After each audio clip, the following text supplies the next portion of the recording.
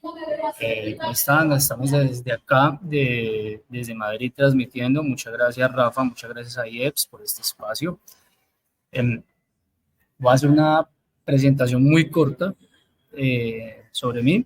Soy Faco García. Básicamente soy padre de cuatro hermosos hijos. Soy músico, soy analista de datos, soy emprendedor, experto en inteligencia de datos, negocios, marketing, transformación digital.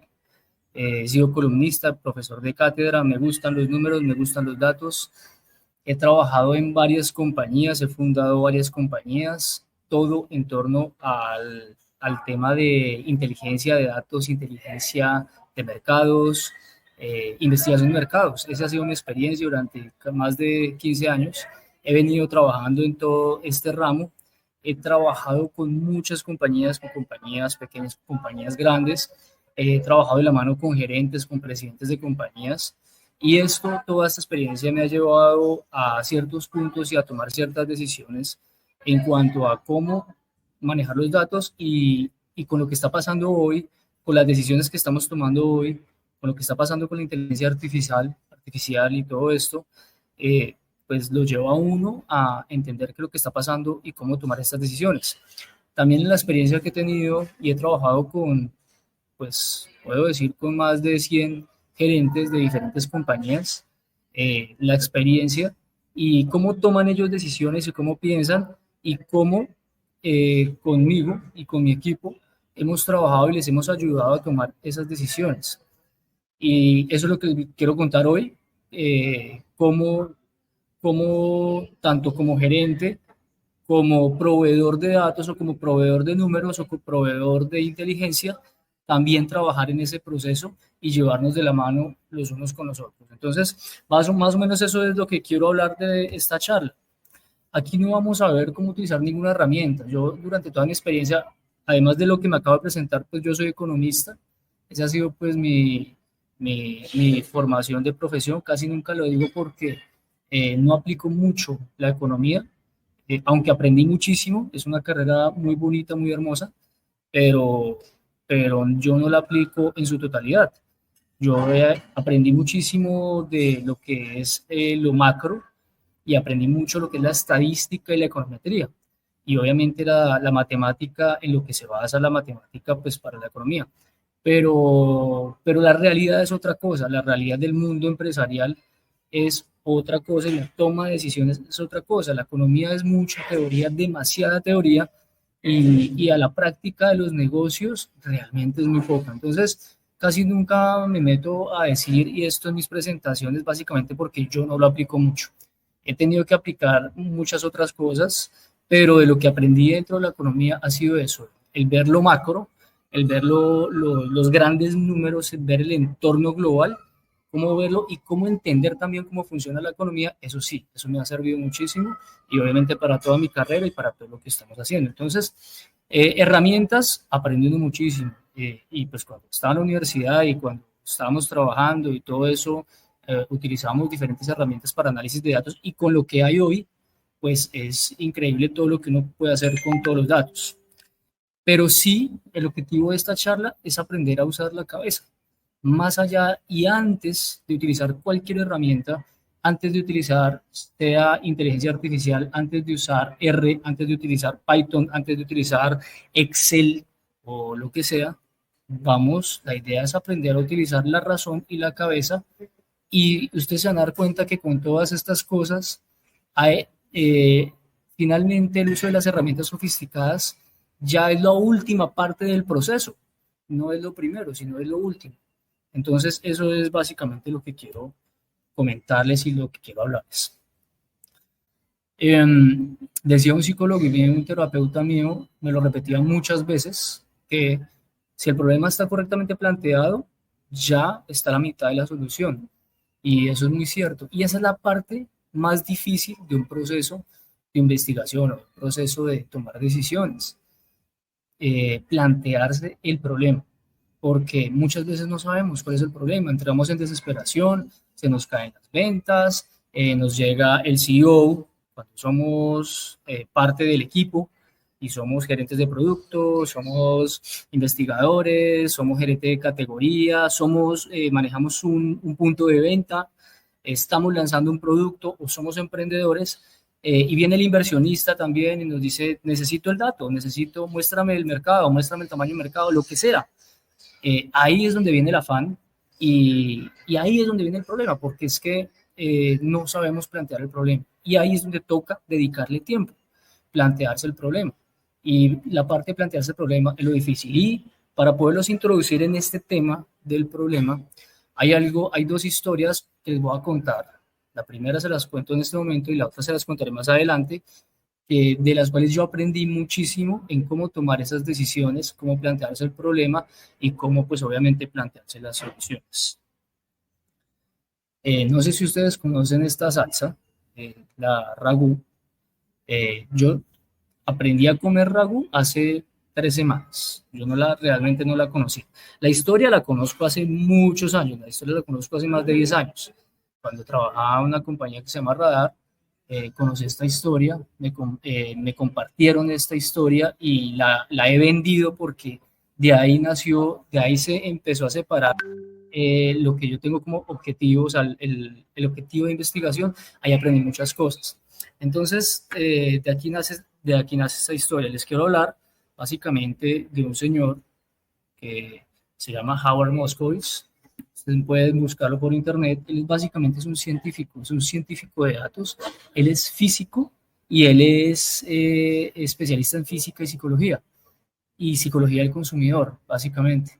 Lleva desde 1970, 80 trabajando en investigación de mercados y ha resuelto unos problemas importantes en la industria de los alimentos, cosa impresionante. Entonces, este señor, Howard Moskowitz, básicamente es un científico y él lo que ha desarrollado, revolucionó la industria de los alimentos, revolucionó la industria de las bebidas, revolucionó el marketing, básicamente aplicando correctamente las decisiones, aplicando correctamente los números. Él es doctor en física y psicología, empezó a trabajar en sus principios con Pepsi y Pepsi le llegó con una pregunta. Básicamente Pepsi le dijo al doctor Moskowitz que tenía problemas por encontrar lo que era la Pepsi perfecta. Y pues ahí es donde viene lo interesante de esto y donde yo quiero llevarlos a ustedes en esta conversación.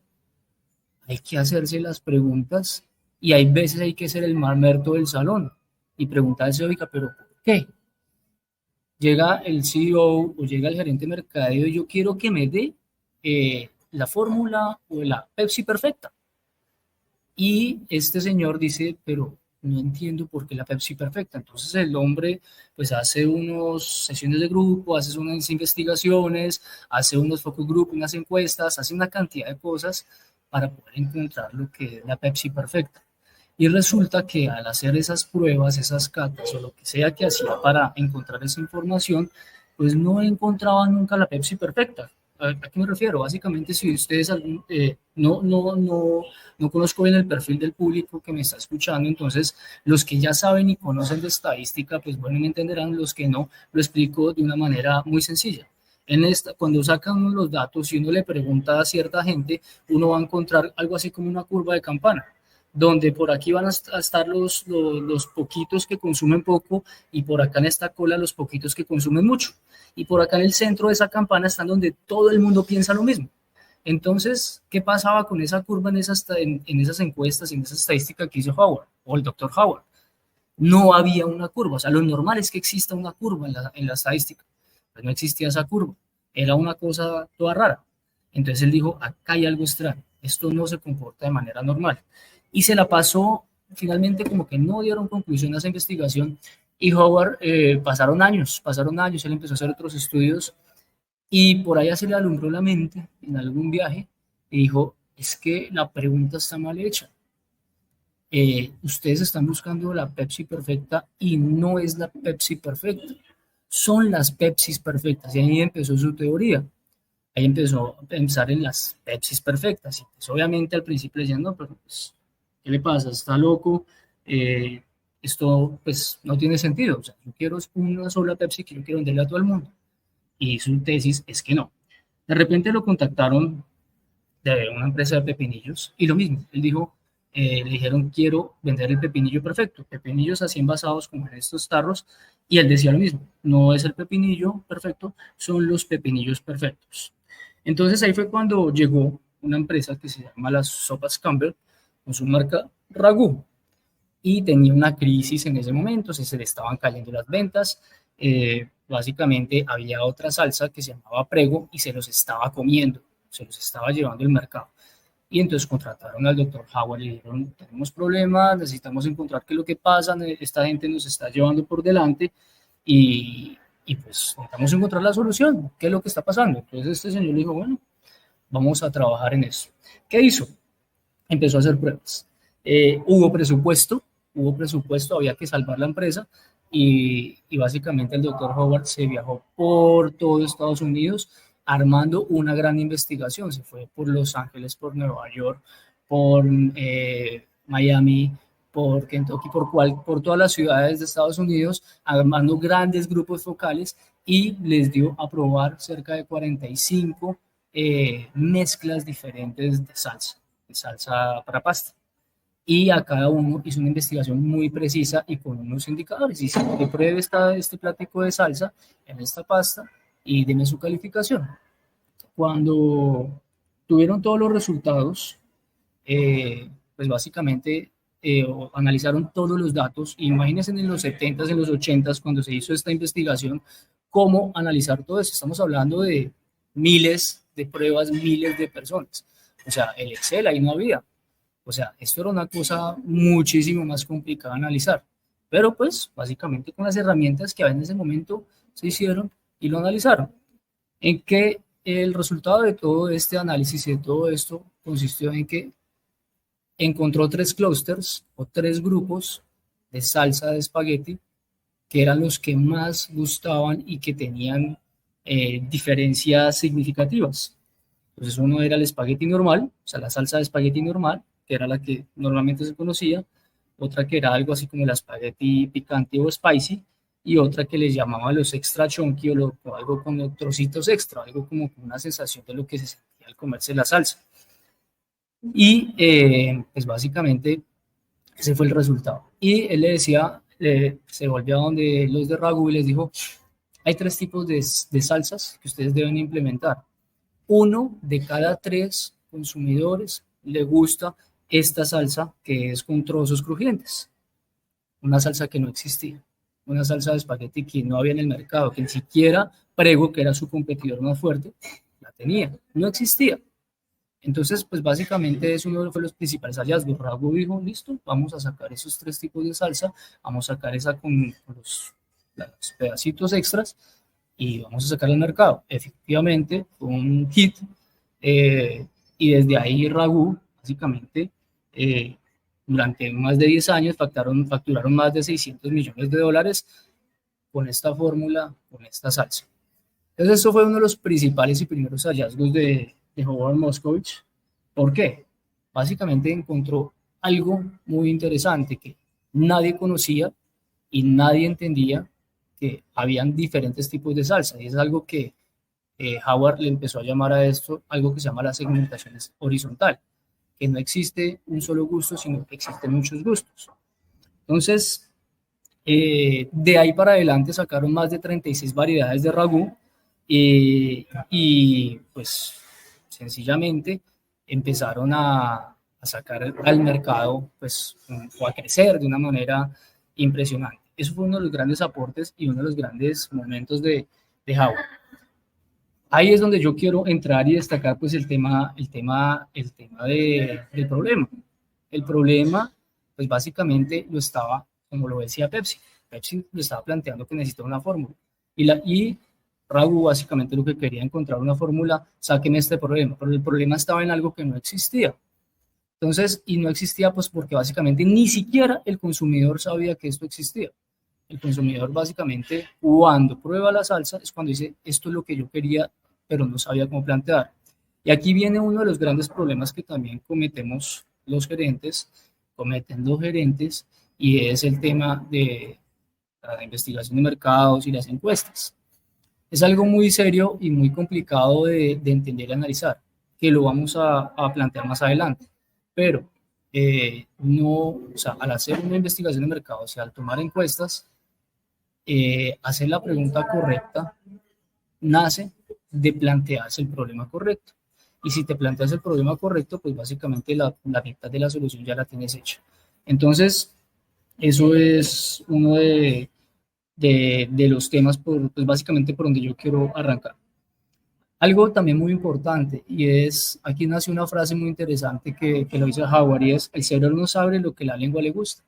Básicamente así funcionamos los seres humanos, y eso tenemos que entenderlo nosotros. Lo normal y lo que funciona, pues básicamente funciona. La salsa de espagueti funcionó por muchos años, pero básicamente porque venía de una cultura italiana y que era una salsa líquida, pero, pero era algo tradicional de Italia, más no era lo que el consumidor quería, pero tampoco lo conocía. Al probarlo fue cuando empezó a notar que esto le gustaba y pues básicamente esto fue un hit y esto es lo que se llama segmentación horizontal. Entonces, básicamente esto es de lo más importante cuando nosotros queremos trabajar con datos, cuando queremos tomar decisiones.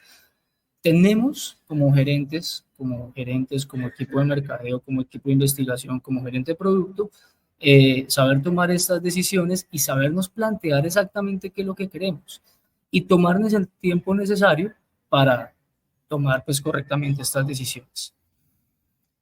Quiero saltar a otra historia. Y también tiene que ver con un problema de datos y un problema serio de una empresa, en este caso que ya era colombiana. Para los que están en Colombia, pues de pronto conocen esta empresa. Para los que están acá en Europa, pues seguramente pronto no la han conocido. Esta marca que ustedes ven a la izquierda es una marca de papas, de patatas, que se llama Súper Ricas. En la época de los 80s, pues eran prácticamente las únicas papas que existían en el mercado. Y como ustedes ven el paquetico que ustedes ven ahí en la mitad, así era su presentación más o menos. Traté de buscar una imagen parecida, pero esta era la presentación, más o menos como se veía en ese momento. Esta presentación que ustedes ven acá es una presentación moderna, pero lo que se vendía en los 80s era esto. En la época de los 80s la economía colombiana era una economía cerrada, era una economía protegida por impuestos y básicamente las importaciones no llegaban. Luego llegaron los 90s, llegó la apertura económica a Colombia y ahí fue cuando empezaron a llegar las grandes marcas y las grandes multinacionales a Colombia. Dentro de esas multinacionales, pues venía uno de los grandes monstruos que era Frito-Lay y lo que es el grupo Pepsi, todo eso. Y con Frito-Lay, pues obviamente venían Lay's y bueno, todo lo que es todo ese mundo de snacks que traían ellos en su paquete. Esos señores de Super Ricas, pues obviamente estaban asustadísimos porque decían, porque nosotros somos una empresa local, somos una empresa pequeña, no tenemos cómo competir con ellos, pero pues necesitamos ver cómo le hacemos frente a esa situación. Entonces, contrataron una agencia de investigación que la lideraba el señor Enrique Luque Carulla, de Carulla, que era el fundador y dueño de una de las cadenas más importantes que todavía existe en Colombia, que es de Carulla, que es del Grupo Éxito, que fue adquirida por el Grupo Casino, que el Grupo Casino después volvió y entregó, que hoy creo que está en manos de un grupo El Salvador, pero es una de las grandes cadenas más importantes de Colombia. Este señor en ese momento era consultor, fue consultor y recibió esta solicitud. ¿Qué le pidió Súper Ricas? Pues que bueno, que tenemos este problema, yo quiero saber cómo vamos a afrontarlo. Entonces ellos dijeron, bueno, vamos a hacer una investigación, unos grupos focales, unas encuestas y vamos a entender qué es lo que pasa. Entonces, ¿qué hicieron? Le preguntaron a los consumidores sobre las papas, qué pasaba con las papas o las patatas, si les gustaban, qué les gustaba, por qué les gustaba, bueno, con todo un entorno relacionado con la marca, con el producto, con el proceso, con el canal, con las tiendas, con el precio, con todo eso.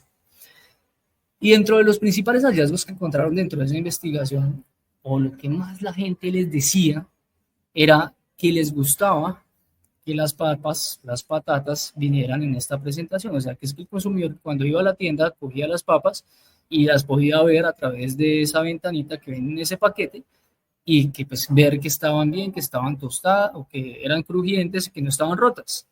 Y que eso es lo que le gustaba al consumidor y ya. Entonces, pues todo el grupo decía, mira, ese es el principal hallazgo y eso es lo que dice la gente. Entonces ahí es donde quiero resaltar es algo muy importante. Lo que la gente dice no es realmente lo que siente y lo que piensa. Lo que te está diciendo es algo que hay que interpretar. Lo que tú le estás preguntando al consumidor, lo que estás preguntando al cliente, no necesariamente es su respuesta a la que tú tienes que coger para analizar. Y ahí es donde viene, de nuevo, la interpretación de los datos y los KPIs, cómo los cogemos y cómo nosotros los transformamos en un dato real o en una decisión real.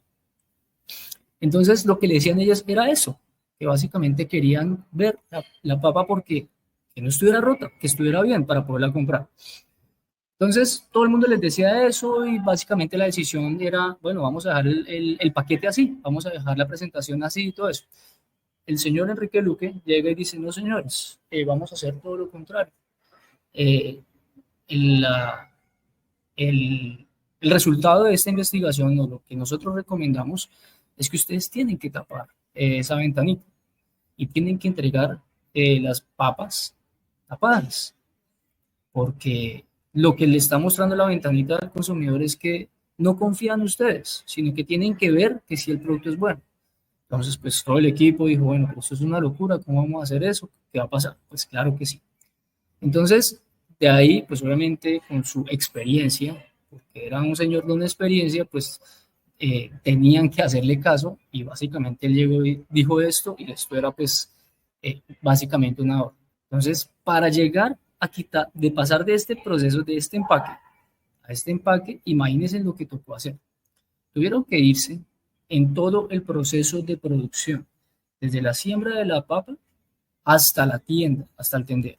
Desde la siembra de la papa por su selección. ¿Por qué? Porque a veces la papa era tan grande que tenían que partirla en dos y después de partirla en dos, ahí sí la freían. Y al freírla, pues parecía cortada. Entonces, al estar cortada, pues ya decían, no, estas patatas están rotas. Entonces, pues básicamente empezaba el proceso, empezaba desde ahí, desde la selección de la patata en los campos, desde ahí empezaba el proceso. Entonces, tenían que seleccionar ciertos tipos de papas y desde seleccionar ciertos tipos de papas tenían que llegar a la fábrica, a la producción, tostarlas de cierta manera, tratarlas de cierta manera, empacarlas de cierta manera y distribuirlas de cierta manera. Entonces, en ese proceso, pues imagínense cuánto tiempo tuvieron que ajustar o cuántos procesos tuvieron que ajustar básicamente para arreglar ese problema. La confianza, garantizarle al consumidor que su patata o su papa estaría perfecta, en perfecto estado, y básicamente eso le iba a garantizar que iba a competir contra Frito-Lay. Esto fue en los 90, estamos hablando ya de más de 20 años. Entonces, Súper Ricas arregló todo ese proceso. Inclusive, le tocó cambiar todo el proceso de producción, todo el proceso de embalaje, todo el proceso de empaque, todo el proceso de entrega de los productos, de acomodación en las tiendas, en los carritos, en los retailers. Todo fue un proceso gigantesco para llegar a este punto y garantizarle al consumidor que su producto estaba en excelente estado. De ahí hoy viene un dicho que pues ya no lo veo por aquí en los paquetes, que Súper Rica se lo garantiza, pero así es. Entonces, el consumidor ya confía en el producto. Entonces, ¿por qué traigo esta historia? Porque básicamente el consumidor le estaba diciendo una cosa, nacía de una pregunta de qué era lo que le gustaba de las papas, qué le gustaba el paquete o qué le gustaba del producto y que le gustaba eso y quería seguirlo viendo así, pero la realidad era otra. O sea, el hecho de que quiera seguirlo viendo así, lo que le estaba diciendo es que era desconfiado de su producto. Entonces, por eso pasaron este proceso. Hoy Súper Rica sigue siendo un producto que compite de frente contra Frito-Lay, sigue pues básicamente facturando, está presente en todas las tiendas, en todas las cadenas, es un producto pues, que sigue siendo identidad de Colombia y es líder. Pues no sé si está en primero o segundo lugar, pero pues sigue siendo líder y sigue siendo un producto ganador con este proceso. Entonces, acá ya vienen dos enseñanzas muy simples, básicamente, de los datos. Y nace, y hay dos ejes muy claves. ¿Quién es el gerente? O sea, el gerente o el gerente de mercadeo y el que está analizando y tomando los datos. Y este personaje que está aquí analizando y tomando los datos es el que en realidad es el pivote y es el que modula esta demanda de información que tenemos acá, que puede ser mi jefe, puede ser mi inversionista, puede ser mi cliente, puede ser mi distribuidor, que es el que quiere las cosas ya.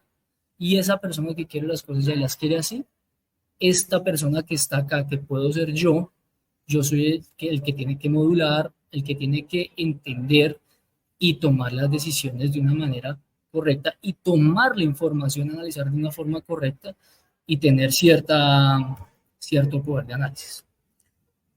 Sigo con el tema de la comida y sigo con el tema de la cocina, porque a mí me gusta mucho la cocina, me gusta mucho cocinar. No sé si ustedes ya han visto MasterChef, de ahí he aprendido muchísimo. Y una de las cosas que yo aprendí de MasterChef y de la cocina, y cocinando y de todo este mundo, es que hay un proceso, y hay un proceso muy bonito. Y en la toma de decisiones y en buscar esa manera de tomar decisiones, eh, hay un proceso que es muy parecido a cocinar. Cuando ustedes cocinan, si les gusta cocinar, pero cuando ustedes cocinan, básicamente lo primero que uno tiene que hacer es visualizar el emplata. Entonces, antes de cualquier cosa, si vas a hacer unos frijoles, vas a hacer un sancocho, vas a hacer un arroz, vas a hacer lo que sea, una carne asada, lo primero que tú visualizas es el emplatado. Es el plato que vas a utilizar, la forma del plato donde vas a servir y dónde vas a poner la carne, el arroz o lo que sea, y cómo la vas a cortar y cómo la vas a poner. Eso es lo primero. Después de eso, ¿qué viene? Pues básicamente vienen, analizas son los recursos y todo eso. Entonces, traigo a colación, miren esta gráfica tan interesante. Hace poco yo vengo siguiendo esta empresa, una empresa que le compite de frente a otra herramienta de análisis de datos que se llama Statista. No sé si ustedes conocen esta herramienta Statista, que es una fuente de datos impresionante para conocer el mundo, conocer de todo, conocer de retail, de encuestas, de política, de estadísticas, de sectores, de aviación, de yogures, de todo hay en Statista. Es una fuente de datos impresionante. Hay una versión gratuita y una versión paga. Eh, pero esta gente de Latinometrics se ha gastado los sesos en mostrar los datos de una manera muy interesante. Y acá voy a algo también más clave, que es el Big Data. Todo esto que está aquí, todo esto que ustedes ven ahí, es información que está pública. Que ustedes salen y la buscan en Google y encuentran los datos. O sea, solo hay que meterse en los institutos nacionales de estadística de cada uno de estos países y sacar la información. Acá no han salido, o sea, ellos no han pagado por esta información. Hay algunas cosas que sí pagan, pero toda esta información es Big Data. Entonces, para los que no conocen el término Big Data es todo lo que está ahí. O sea, Big Data es que si tú pones en la búsqueda, buscar en Google eh, creencias religiosas, todos los resultados vas a encontrar, no sé, millones de resultados, todo eso es Big Data. Todo eso es data y los resultados es pura data. Y encontrar toda esa data, organizarla, limpiarla, eh, pulirla y sacar un indicador de eso, todo eso es Big Data. Eso es lo que hace esta gente. Entonces se va a Google y a todos los institutos de estadística de todos los países y trae esto. Y trae algo muy interesante. Básicamente dice que las mayorías católicas están desapareciendo en Latinoamérica. Y sí, es un título que pues básicamente lo dice, o sea, nos está diciendo que antes los latinoamericanos, la gran mayoría, 80%, eran católicos, hoy está llegando casi al 50% en la mayoría de países, pero hay algo que, o sea, hay un switch hay un switcheo que está pasando en los latinoamericanos, principalmente en los de Centroamérica, pero también pasa en los de Sudamérica, Ecuador, Argentina, Colombia, Chile, Brasil, y son los evangélicos. Es decir, el católico no está dejando de creer, pero sí está yéndose también hacia otra religión que son los evangélicos. Entonces, siguen creyendo en Dios, siguen creyendo en Cristo, pero de otra manera, con otro discurso. Entonces, eso es el switcheo que está cambiando, es el switch que está cambiando en Latinoamérica y esto nos lo trae esta imagen. Entonces, lo que yo quiero mostrarles es cómo se ven. Esto es un emplatado, pues para mí es muy lindo. Se entiende perfectamente. Tú le presentas esto a cualquier persona y de una vez la coge. De una vez te está diciendo, esto es. La pregunta que yo les hago acá es, ¿cuánto se gastó el ejecutivo en armar esto? O el grupo de ejecutivos en armar todo esto y en pensarlo, en pensar qué queremos mostrar, qué es lo que queremos decir y qué información queremos que se lleve para, para sus negocios o para su vida, porque esto sirve para todo el mundo. Le sirve al político, le sirve al empresario, le sirve al que sea, a mucha gente o simplemente a los medios de comunicación. Esto se lo manda a medios de comunicación y esto es un hit. Esto no lo ves fácilmente, esto tú te vas, ustedes se van por cualquier medio de comunicación y no lo encuentran fácilmente. El desgaste, la inversión en tiempo de pensar en estas gráficas y en estos datos es una cosa tremenda. Entonces, aquí hay algo que yo quiero que se lleven también y es, si ustedes tienen un equipo, si ustedes tienen una persona y le quieren decir a esta persona, necesito este dato, necesito que me ayudes a tomar una decisión. Sí, presionen, pero también denle ese tiempo para que piensen esto, para que piensen cómo quiere que le entreguen a usted la data. O usted puede dibujarla. Ustedes pueden dibujarle, yo quiero que me entregues algo así. Eso se puede hacer. Y eso es algo así como un boceto para que esa persona que va a traer la información ya sepa qué es lo que quiere tener. Y eso se llama el emplatado. Eso se llama el emplatado en los datos o en la ciencia de datos, entregar esto. Esto lo que hay detrás es una cosa tremenda. Más o menos el 80% del trabajo de investigación es pulir datos. Es lo que nosotros llamamos moler datos.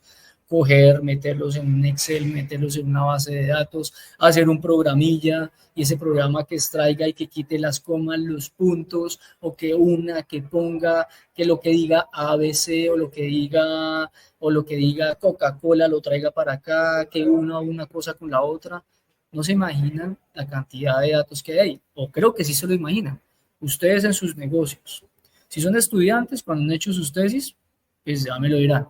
Si son empresarios, con solo los datos de su negocio, o sea, tienen millones, o sea, venden todos los días millones de datos para tomar simples decisiones. Entonces, piénsenlos por esos lados. Entonces, eso es algo que yo les quiero que se lleven y es esto. Y esto es básicamente puede ser un tablero de indicadores y puede ser un solo KPI, lo que nosotros estamos viendo, lo que estamos viendo acá. Vuelvo con el tema. Hay veces hay que ser mamertos, pero toca. Y no me refiero al tema mamerto político que se conoce mucho en Latinoamérica, que es el pensador de izquierda, sino el mamerto, el que se pregunta todo. Que si a ustedes les ha tocado eso y se van a donde esta persona, que es el de investigación de mercados, o es el de, ¿cómo le el sonido este? Es el de investigación de mercados, o el analista de datos. Oiga, necesito evidencia de consumo de yogures en Colombia y Latinoamérica. Y esta persona empieza a preguntar, ¿pero por qué? O sea, pero yogur, ¿qué es yogur? ¿O yogur de cuál? ¿Y para usted qué es incidencia? ¿Y para usted qué es porcentaje? ¿Pero en qué tipo de población? ¿En todos los colombianos o en los que consumen lácteos? Esas preguntas son las que hay que hacer. Y por eso yo les quiero traer esto que ustedes ven acá, este video que quiero repetir y que quiero que lo vean. Si ustedes miran con detenimiento este video, esos círculos nunca se están moviendo. Esos círculos no se están moviendo y no están cambiando de tamaño. Básicamente, lo que hace el juego de estos colores y las flechas es que le están diciendo a su cerebro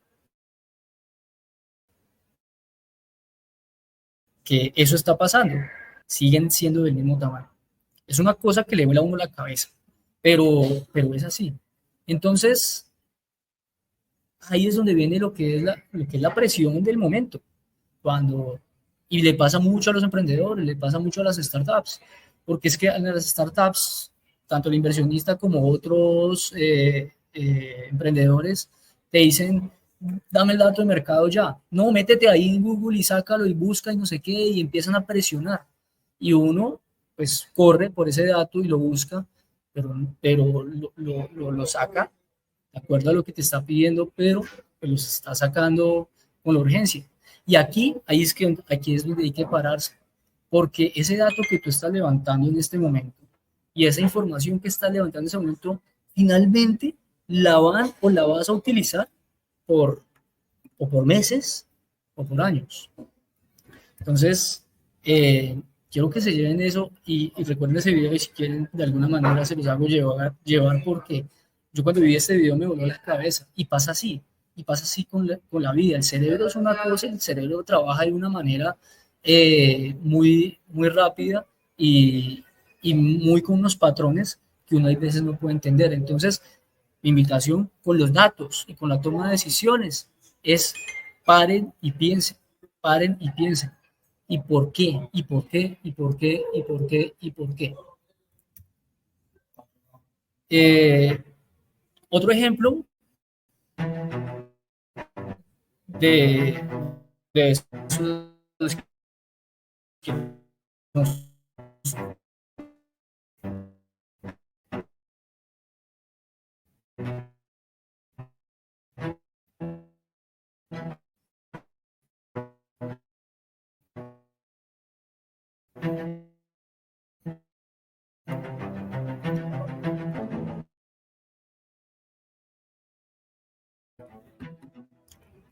bueno, ¿qué nos dice esta gráfica?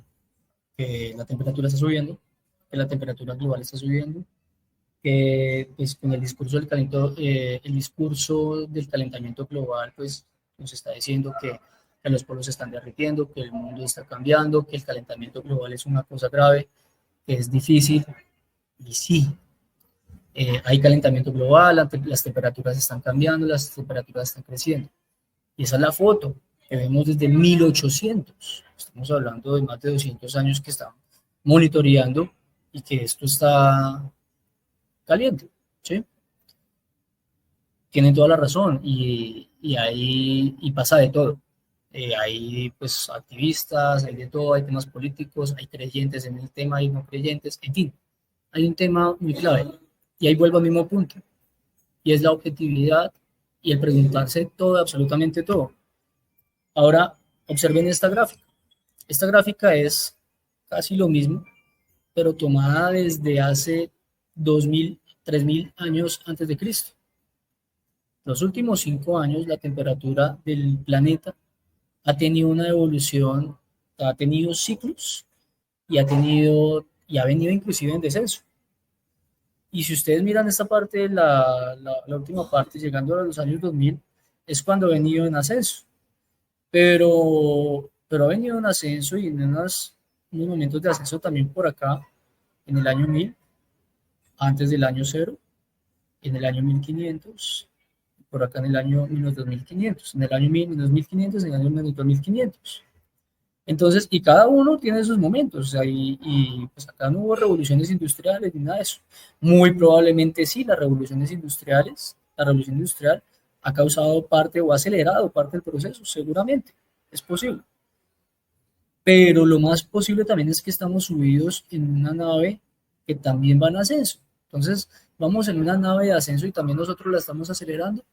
Sí, es posible. O sea, yo no me quiero meter en discusiones y en la discusión de, entonces ahora Faco no cree en el calentamiento global y es otro de estos científicos locos que no sé qué. No, lo que yo quiero plantearles es que todos se lo pregunten y que pues de la manera como se lo pregunten también pongan una posición y entiendan el panorama y el entorno. Pasa con nuestros negocios, pasa con nuestros negocios todos los días. Hay veces estamos en un crecimiento de ventas así. Y dijimos, el año pasado vendimos 100 millones de dólares, este año tenemos que vender 200. ¿Y por qué? ¿Por qué vamos a vender 200 millones? Pues porque vendimos 100. Bueno, digamos que vamos a vender los mismos 100. Entonces, ¿por qué vamos a vender 120? Entonces, el 20%. ¿Por qué? Y esos porqués que quitan tiempo, que yo entiendo que en el día a día del desarrollo de los negocios quitan demasiado tiempo y a veces no dejan pensar y nos concentramos en indicadores que ponemos, pero esos por qué son tan importantes, porque cuando vienen o los ascensos acelerados o las crisis repentinas, al momento de haber pensado esos porqués, ahí es donde estaba la respuesta. Y hay que dedicarle esa pensadita, o hay que dejar que esa persona piense. Que hay veces es ese mamerto que dice, pero es que me está poniendo una piedra en el zapato y no me da el dato. No me da el dato de ventas, no me da la proyección, pero es que esa persona tiene una función y es eso, y es pensar. Y aquí entramos al tema de los KPIs. Perdón, me voy por aquí, lo dejamos en el 41. Estamos bien de tiempo. Y aquí vamos en el tema de los KPIs. Lo que ustedes ven a la derecha creo que la mayoría ya lo conoce. Si son mayores de 45 años, la gran mayoría lo conoce. Si son menores de pronto por sus papás o sus abuelos también lo conocen. Y los que no lo conocen, pues básicamente esto es un medidor de la presión arterial. Y lo que dicen esos dos números que están ahí es que es una persona que tiene una presión arterial alta. Yo me demoré como 10 años en entender siempre eso. O sea, mi ex esposa, perdón, me decía siempre estos números y yo casi nunca entendía. Que si está por encima de 126, que si está por debajo de 80, que la alta la tiene alta, que la alta la tiene baja, que la baja la tiene alta, que la baja. Para mí siempre eso fue un complique. Pero es uno de los KPIs más importantes y más relevantes que han existido en la industria médica y que han salvado vidas. ¿Cuántos años o meses se tardaron entre los médicos y los científicos para definir ese KPI? Y eso es una mezcla de dos números. El 80, pues básicamente es el pulso, que es otro KPI diferente, pero el que mide la presión arterial, son estos dos números y eso es un KPI. Entonces, ustedes en solo 3 segundos, en solo 5 a 3 minutos más o menos, mientras se toma la presión arterial, que tiene su tiempo, que la persona tiene que relajarse, tiene que apretarle aquí el brazo con una almohadilla y eso, ahí cuántos datos hay. Hay ya cientos de datos para simplemente saber si está grave o no, o si se puede salvar la vida o no. De esto es lo que yo quiero hablar y esto es lo que yo quiero que ustedes se lleven. Tomar esta decisión y llegar a este número es una cosa muy clave, es una cosa muy importante, pero también, pues tampoco hay que matarse la cabeza y decir tiene que ser perfecto. En los negocios, los KPIs más importantes o lo que es más he visto que se ha utilizado, hay muchísimos. ¿Ustedes han utilizado alguna vez anuncios de Google? Los que los han utilizado de Meta o de Facebook. ¿Cuántos KPIs hay? O sea, puedo contar más de 50 indicadores ahí. En Google Analytics, que es lo que mide el performance o el comportamiento de las páginas web. Más de 20 métricas que uno puede monitorear ahí, pero ¿cuál es la que realmente a uno le interesa y le sirve? Y así van a encontrar ustedes herramientas que les mide y que les mide el comportamiento del comportamiento del comportamiento y la evolución de la evolución. Y ahí es donde uno se pierde en tantos indicadores y tantas métricas. Esto es uno de los más claves. Por ejemplo, siempre me gusta utilizar lo que son los usuarios activos. ¿Cuántos usuarios activos tienes en este momento en tu negocio? Puedes no estar facturando un peso, un centavo, un euro, lo que sea, pero si tienes usuarios activos, vales oro. ¿Cuánto vendió WhatsApp a Facebook? 40 millones de dólares fue que lo vendió. ¿Por qué? Por tener más de 200 millones de usuarios activos y que no estaban cobrando, que eran gratis.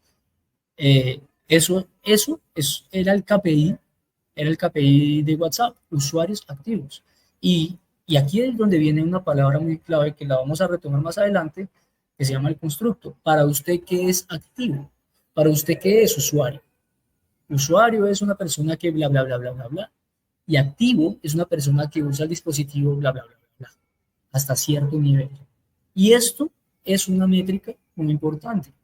El ARPU, que es el Average Revenue Per User, es decir, cuánto gasta una persona, en promedio una persona, en tu plataforma, en tu producto, en lo que sea. En promedio, ¿cuánto? Eso es el ARPU. Entonces, eso es uno de los datos más importantes que pues, hoy en día manejan los negocios. El ticket promedio, súper clave, más que todo pues, para retail, para e-commerce, es muy clave. ¿Y cómo está compuesto el ticket? Un ticket puede ser de $1 millón, un ticket puede ser de un euro, $1, un ticket puede ser de $10. Pero ¿cómo está compuesto? De 10 cosas, de una cosa, de 20 productos. El ROAS, que es el retorno sobre la inversión en anuncios, y vuelve y juega lo mismo. Ese ROAS, ¿cómo lo compones? O sea, tú puedes sacar un indicador. Miren, yo tengo varios clientes de marketing digital. Pequeños, de industrias pequeñas, estamos hablando de que no tienen más de 10 empleados y que yo les manejo sus anuncios de Meta. Y yo soy la persona que activa o le desactiva los anuncios y le hago seguimiento a sus ventas. Ellos me reportan sus ventas y ellos son los que me dicen a mí si vendieron o no. Y yo más o menos les calculo. Yo les digo, vea, más o menos la inversión fue del 10%, del 15%. Y ese es el único número que ellos utilizan para publicar su negocio. Y dicen, yo quiero vender el siguiente mes $100,000, entonces sé que tengo que invertir $15,000. Punto. Ese es el número que a ellos les interesa. Y si ese número pasa de 15,000 a 20,000, y si venden los mismos 100, pegan el grito en el cielo y empiezan a decir, Faco, ¿qué pasó, hermano? No sé qué, me estás gastando más plata. Y ahí uno tiene problemas. Pero ya tienen ese KPI definido. Mal o bien hecho lo tienen definido. En finanzas, el EBITDA, que es las ganancias antes de impuestos, intereses, amortizaciones y todo lo que tenga que ver por fuera del negocio. Y el flujo de caja, que básicamente, el cash flow, que básicamente es el dinero que tienes disponible en caja hoy. Son de los principales KPIs que hoy se utilizan y que a mí me gustan y que son los más importantes y los más claves.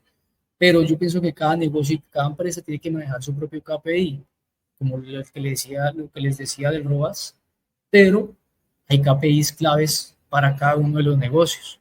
Número de horas usando los equipos, número de viajes que utilizaron tus botas, número de veces que compartieron tu producto con un hashtag, no sé, hay cosas muy, muy importantes. Y aquí viene un lema que me encanta y es, vísteme despacio que voy deprisa. Algunos se lo atribuyen a Napoleón, otros se lo atribuyen a otro personaje, pero me encanta. ¿Por qué? Porque los negocios siempre están de afán. Los negocios son así. El cliente está pidiendo ya. El gerente necesita moverse ya, facturar ya, vender ya. Yo como dueño necesito ganar ya. Y yo le estoy presionando a mi equipo, necesito esto ya. Pero dentro de ese ya, tengo que hacer las cosas con calma y tomarme los momentos con mucha calma. Pero también mezclen vísteme despacio que hoy deprisa, con esta otra frase que me encanta, lo perfecto es enemigo de lo bueno. Entonces sí, salgan, háganlo, salgan con el dato, salgan con el número, que no tiene que estar perfecto. Si ustedes miran esta presentación mía, es una presentación muy plana y muy sencilla. Yo no le meto colores, gráficas raras, nada. O sea, yo lo digo en blanco y negro. ¿Por qué? Porque así trabajo yo, porque me dedico, me esfuerzo más por la calidad que por algo bonito. Realmente no le dedico mucho tiempo a lo bonito, sino le dedico mucho tiempo al contenido. Y a esto me refiero, con lo perfecto es enemigo de lo bueno. Entonces, tengan presente esto, que hay que cumplir, hay que hacer algo funcional y salir, pero con algo que responda a las preguntas importantes, que suene muy filosófico, suene muy mamerto, pero tiene que responder esas preguntas. Por último, bueno, porque ya creo que se nos acaba el tiempo, si ya son las y 50, en todo, en todos los datos, en todos los indicadores, en todos los KPIs o todo lo que ustedes quieran plantear. Recuerden esto, el diablo se esconde en los detalles. Entonces, esto nos lleva a 5 pasos dentro de lo que es el montaje de los datos y todos. 1, visualiza el emplatado. 2, discrimina y organiza los ingredientes. Entonces, el emplatado eh, básicamente es la gráfica que les mostré, por ejemplo, la gráfica que les mostré de las creencias religiosas. Discrimina y organiza los ingredientes. Entonces, si tengo que traer los datos de Argentina, Perú, Chile, Argentina, todo eso, ¿qué necesito? Necesito el porcentaje de personas que creen en las religiones. ¿Y de dónde lo necesito? De unas encuestas que hacen A, B, C o D. ¿Y dónde las encuentro? En tales lugares. Y ahí es donde vienen los tiempos y los recursos. ¿Qué tengo que hacer? Tengo que hablar con todos estos institutos, tengo que hablar con estas empresas que hicieron estas investigaciones, tengo que buscar en Google y tener esa información. Y esa información viene en ciertas formas. La verdura viene en ciertos paquetes, la carne viene de ciertas maneras y los datos vienen de ciertas maneras. Unos se los van a entregar en Excel, otros se los van a entregar en un PDF y otros van a estar básicamente descargables en una base de datos SQL, lo que sea. Esto, esto, miren, aquí ya va el 80% de lo que es esa gráfica. Vaya y busque, vaya y traiga. Y ahí es donde muchas personas se pierden, porque quieren el dato ya. Y esto se demora días, semanas, con una sola persona ejecutándolo. Y por último, cuando estás cocinando, pues hay que probar, porque cuando sale, antes de que salgas y sirvas, tienes que probar para saber la sal, el azúcar, bueno, todo lo ácido que estés elaborando en tu plato para que lo puedas arreglar antes de que lo sirvas. Y ahí es donde se une la frase que les dije, el diablo se esconde en los detalles. Pruebe, verifique, entienda, pregunte, póngalo boca arriba, póngalo boca abajo, presénteselo a alguien, muéstreselo a un par y van a encontrar que le van a cuestionar todo. Presénteselo a otro gerente y le va a cuestionar todo hasta que quede más o menos lo mejor pulido posible para que ustedes puedan usarlo. Y les garantizo que ese dato o esa estadística o eso que están armando les va a durar por mucho tiempo para tomar muchísimas decisiones. Hasta aquí les quería contar esto, este par de historias, estas reflexiones que llevo trabajando durante años, trabajando con empresas, trabajando con gerentes, trabajando con datos y quería básicamente compartirles eso. Muchas gracias. Yo creo que ahora pasaríamos a una parte de preguntas. Me permiten yo por aquí.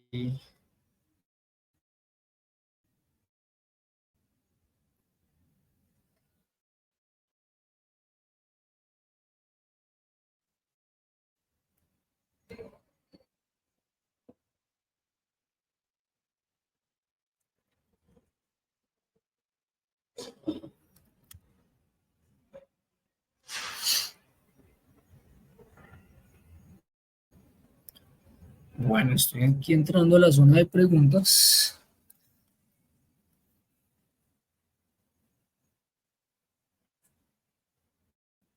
Yo quiero saber si me están escuchando, si alguien me puede decir que no, para ir leyendo aquí los comentarios y todo esto.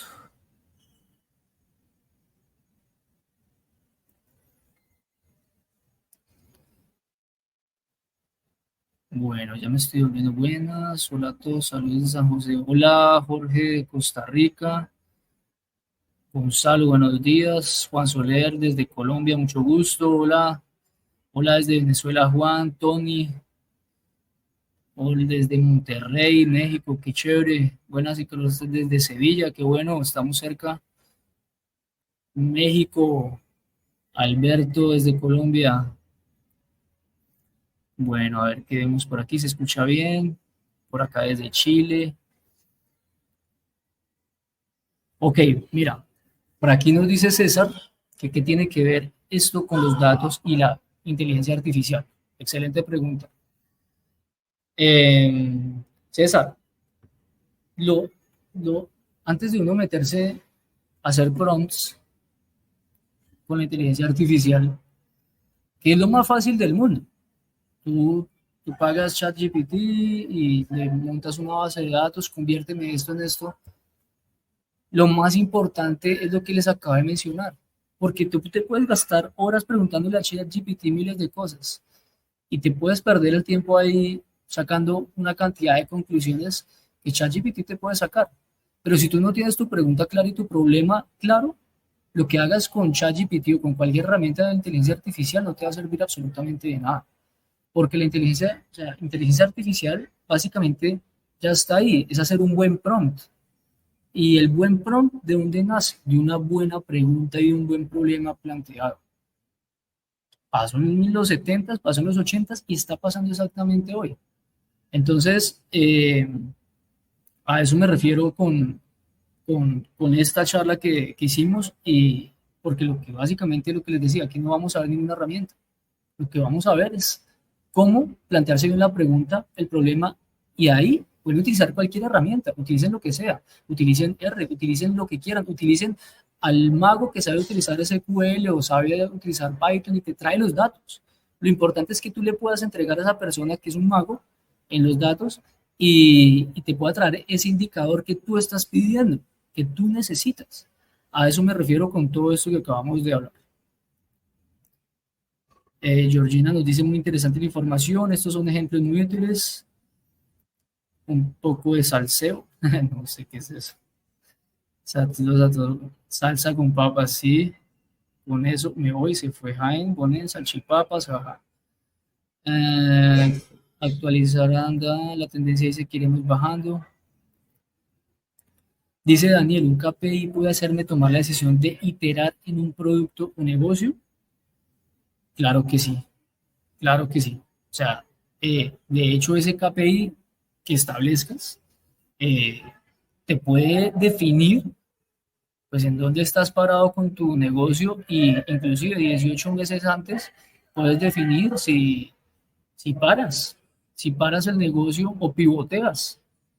Ejemplo, clarísimo, el cash flow. O sea, el cash flow, si tú haces tu flujo de caja de tu negocio y si lo haces concienzudamente, de la manera más aterrizada posible, a 18 meses, hoy ya sabes si en 18 meses estás, o hoy ya sabes si en 2 meses estás quebrado.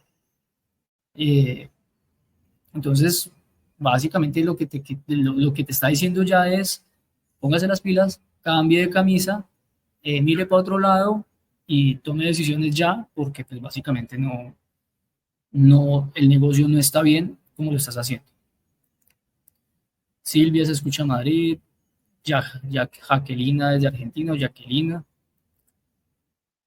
¿Cuáles son los argumentos que le das a las empresas en el momento que quieren rápidos los KPIs? ¿Cuáles son los argumentos que le das a las empresas al momento que quieren rápidos los KPIs? Uf, esa es una muy buena pregunta. Y lo más jodido de lo que tú dices es cuando están en crisis, cuando llega un presidente nuevo y empieza a montar otro mundo de KPIs con su forma de negocio, con su experiencia. Básicamente lo que le toca a uno es coger lo que quiere y tratar de entenderlo y tratar de preguntarse y preguntarle el por qué, por qué, por qué. O sea, llevarlo en ese proceso es lo más importante, pues básicamente quizás, para uno entenderlo y ayudarle a hacerlo mejor. O para que esa persona se pregunte por qué lo está montando y si lo está montando necesariamente o no. Y lo va a hacer cuestionarse. Cuando tú le pones como esas preguntas, lo va a hacer cuestionarse y inclusive puedes hacer que mejore ese KPI. Pero lo más clave y lo más importante es eso, es preguntarse el por qué. Saber definir los objetivos, alcanzar es tan importante como saber plantear las preguntas claves. Sí, correcto, exactamente. Las presentaciones bien necesitan un esquema, un chart flow o algo similar que explique de qué se trata toda la exposición. Ok, gracias. Cada objetivo tiene su KPI, correcto. Sí, señora, sí, Alexandra. Perdón, pensé que era Alexandra. Alexander, sí, señor. Cada objetivo tiene su KPI o su indicador. Y lo más recomendable y es, pues básicamente, ten tres objetivos, por mucho tres objetivos y tres indicadores que puedan mover esos objetivos. Bueno, hasta ahí van las preguntas. No sé si tienen más preguntas o comentarios.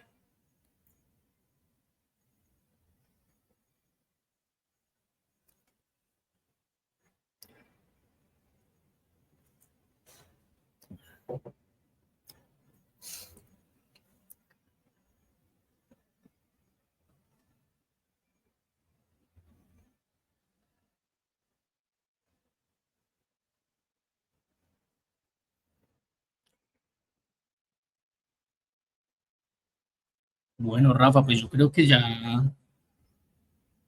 resolvimos todo. Yo le doy las gracias a todos por este tiempo y quedamos conectados con IEPS School y muchas gracias a IEPS por este escenario y por este momento. Entonces, pues muchas gracias por estar en esta sala, en este webinar.